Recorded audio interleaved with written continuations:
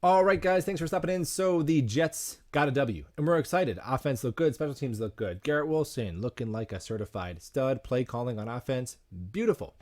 But now, midweek, we got to self-scout and say, what the heck went wrong with that defense? I get it. The Browns have a very good running back room, very good offensive line. However, I'm not trying to hear that the Cleveland Browns of 2022 are the greatest show on turf. Give me a break.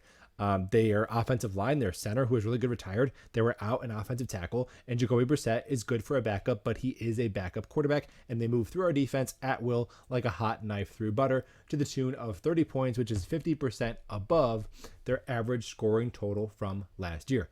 Unacceptable. Now, what do? Number one, defensive line just has to play better. Robert Saleh said the same thing himself earlier today. Just said the pass rush has to be better. Now, he did acknowledge that Carl Lawson, first two games, kind of shaking that rust off, right? And now he should be ready to really unleash. There's definitely another gear there left.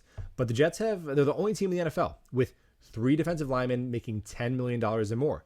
And the Jets are 30th in sacks. And I know that our first two opponents haven't lended themselves necessarily to sacks a bunch because they run the ball so much. But even on a per snap basis, the Jets pass rushers are not getting it done. You look at pass rush win rate. I mean, there's 7 players in the NFL that have more sacks than the Jets do as a total team. So starting it against Cincinnati, we have to start to break free the defensive line. Absolutely. Got to be better. Now, number 2, I'm willing to experiment with just about anybody else but LaMarcus Joyner at free safety. First 2 weeks of the season, been about as bad as any free safety in the league. I don't know why that's really a surprise to anybody. Hadn't played the position in 4 years, injured for a year, older, undersized, underwhelming athlete. Love to have him as a backup. I'm not saying cut him. I think he gives you some versatility and some veteran leadership, all that stuff. As a backup, love it, but I'm willing to roll the dice on either Tony Adams or Ashton Davis. How much worse could it be? And at least you get a little bit more athleticism, and you're developing a future guy who's going to be with you for the next couple of seasons instead of LaMarcus Joyner, who it's probably his last year in the league. Number 3, this is on the coaching staff. I'd like to see the Jets at least situationally move their corners. Now, I know they like to play left corner, right corner. That's fine. I don't got a problem with that most of the time. But there was a few times against Cleveland where Amari Cooper was lined up in the slot against a safety. That can't happen. I know you can't always dictate matchups in the defense. They're going to move and use their gimmicks and their motion to get the matchups they want.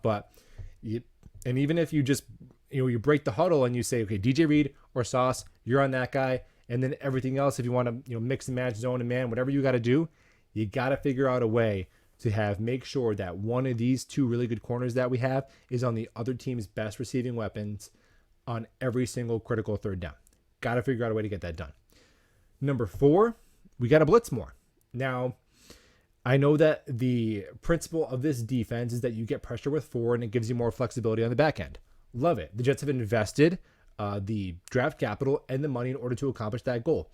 But right now, I have more confidence in the Jets' corners being sticky in man-to-man coverage and being left on an island than I do the Jets' front 4 to generate pass rush and win a 1-to-1 matchups right now. So for the time being, until Carl Lawson shakes off the rust or whatever else is going on, I think we got to situationally dial up the heat and bring some pressure and trust DJ and Sauce Gardner and Michael Carter to hold up one-on-one. Bengals, maybe not the best matchup for that with the trio receivers they got, but in general, it's something I'd like us to do a little bit more. And finally, let me know in the comments below. I'm not the best X's and O's guy, so I don't know the exact way to do it or diagnose the problem, but we got to figure out a way to stop a screen pass. We just got to figure this out. Last year was our kryptonite. It killed us all year, and then the Browns, all day long. The tight ends, the running backs, those short, quick passes, we just couldn't stop it.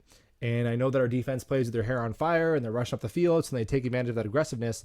But there are teams that have figured out, good defenses have figured out how to generate a pass rush and be aggressive and still stop a screen pass. So let me know in the comments below if you have a solution there. So those are the 5 for me, for the New York Jets, to tweak some of their schemes and for their players to just notch up their execution. And this defense has the talent to be pretty damn good. We'll talk ball soon.